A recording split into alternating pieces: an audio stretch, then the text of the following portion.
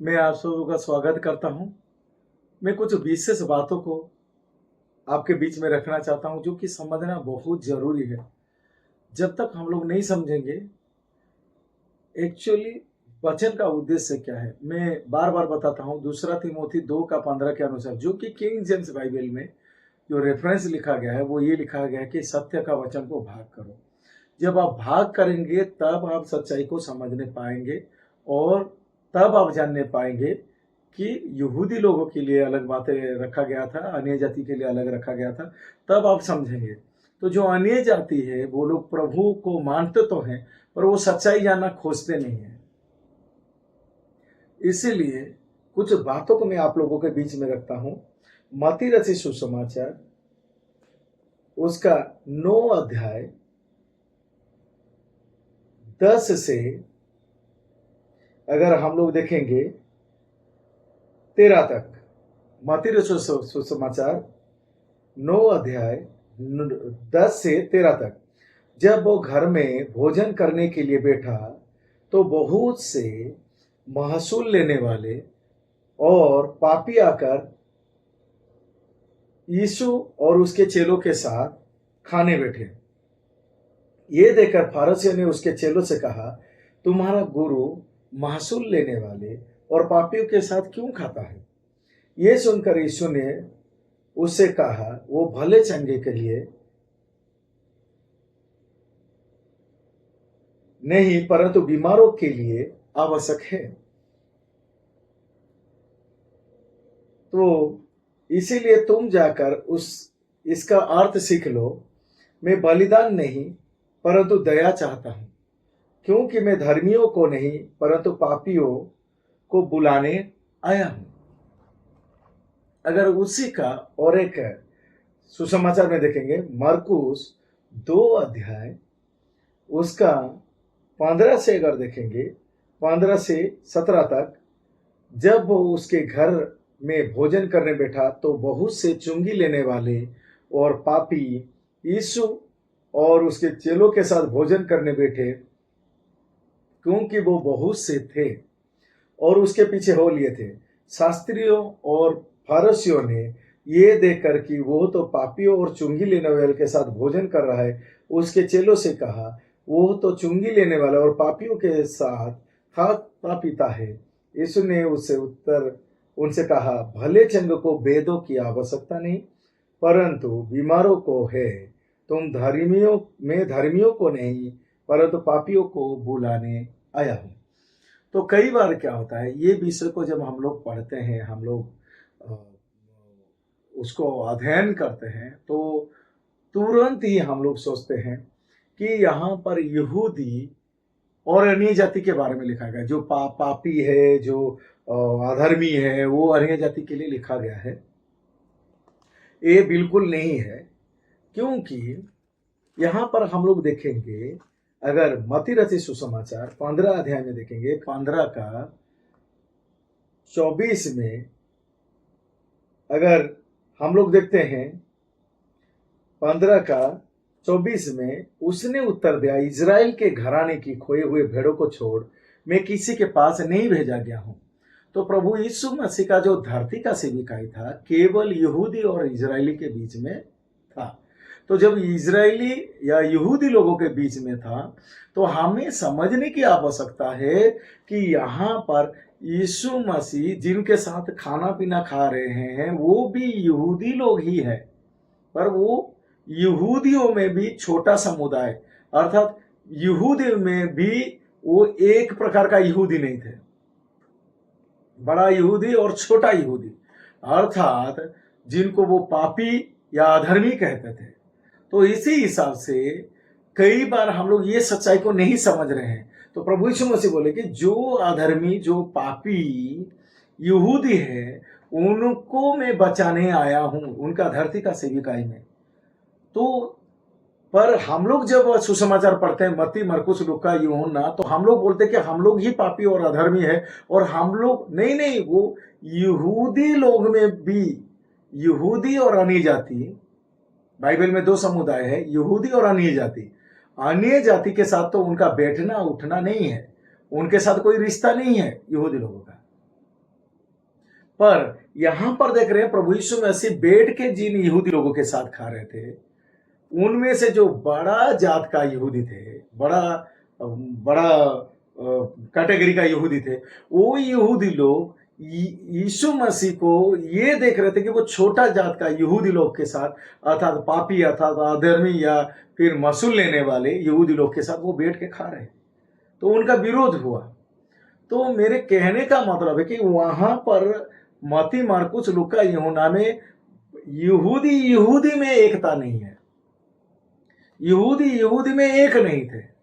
तो अभी आप जो अन्य जाति हो और वहां पर जबरदस्ती मत्ती, मरकुस, लूका, यूहन्ना से बातों को अपने ऊपर लागू कर रहे हो, तो थोड़ा सा चेक कर ले कि मत्ती, मरकुस, लूका, यूहन्ना अर्थात प्रभु यीशु मसीह का धरती का सेविकाई वो अन्य जाति के लिए नहीं था। आप अन्य जाति हो, आपके लिए पौलुस को प्रेरित ठहराया गया। रोमियो पुस्तक 11:13 के अनुसार पौलुस एक प्रेरित है जिसे अन्य जाति को भेजा गया, और बाकी जो स्टडी है बाइबल के ऊपर वो यहूदी लोगों का ऊपर स्टडी है।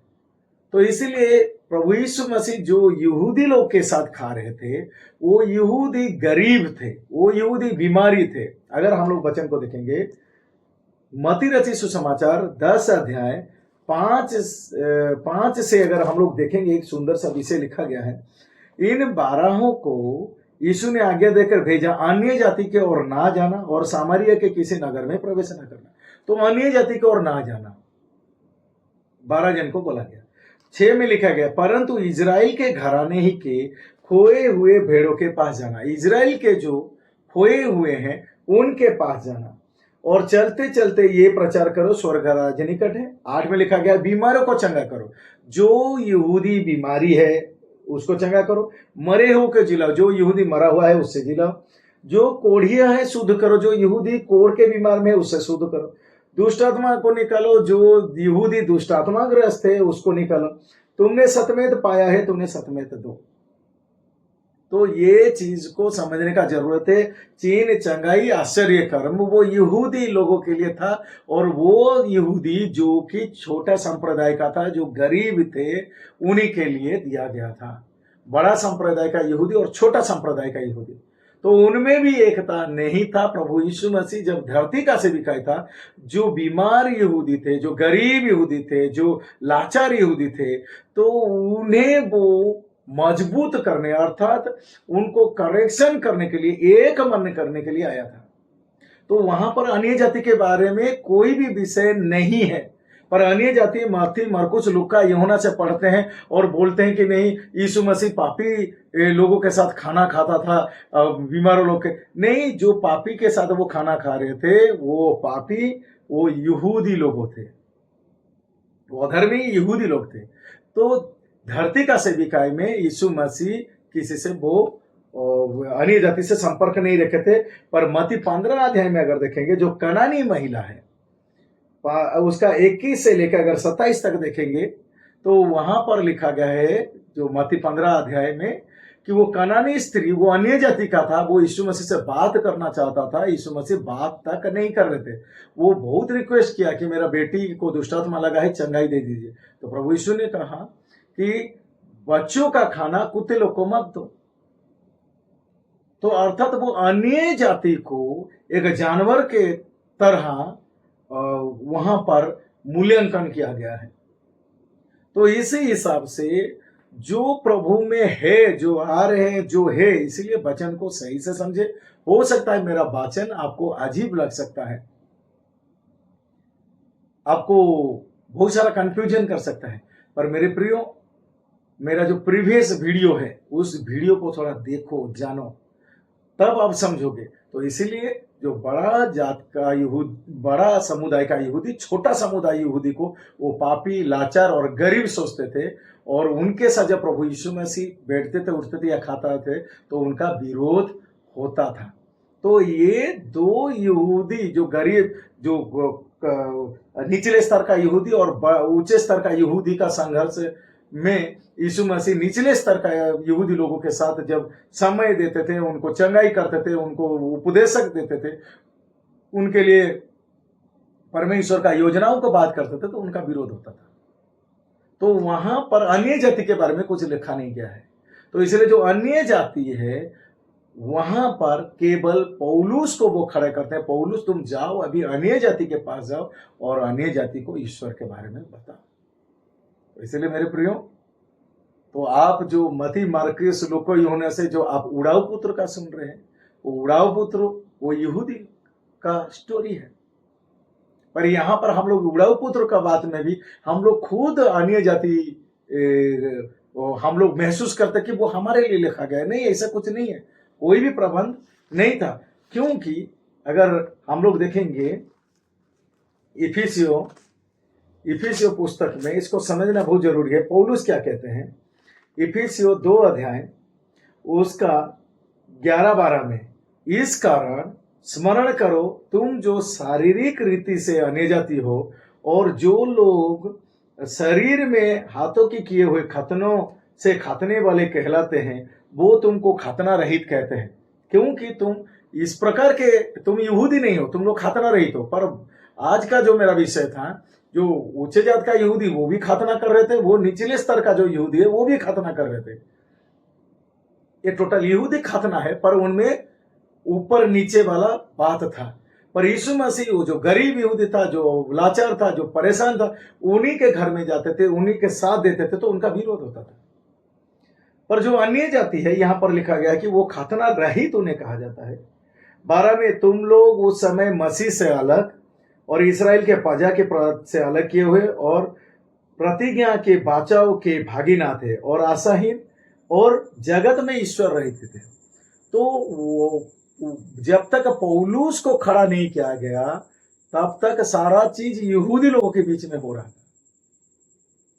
जो प्रभु पत्रोस का समझ को खुला, मैं विश्वास करता हूं वही प्रभु आपका समझ को खोले ताकि आप जान ले कि वचन को सही से समझना बहुत जरूरी है। क्योंकि वचन में 2 समुदाय के बारे में लिखा गया है, एक यहूदी, दूसरा अन्य जाति। तो आज का मेरा विषय था, यहूदी में भी एकता नहीं था। ऊपर स्तर का यहूदी था, नीचे स्तर का यहूदी था। तो यीशु मसीह नीचे स्तर का यहूदियों से जब उनको साथ देते थे, समय देते थे, तो उनको उच्च स्तर का जो यहूदी था उनका विरोध क्या करते थे।